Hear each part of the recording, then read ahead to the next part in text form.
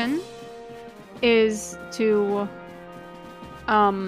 put a pillow on his face. It'll muffle the sound of snoring.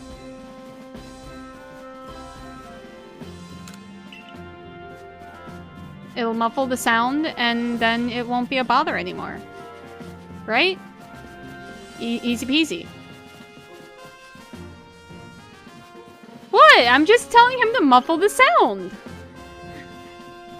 It works. It's fine. There's nothing wrong with that statement. Nothing sus at all.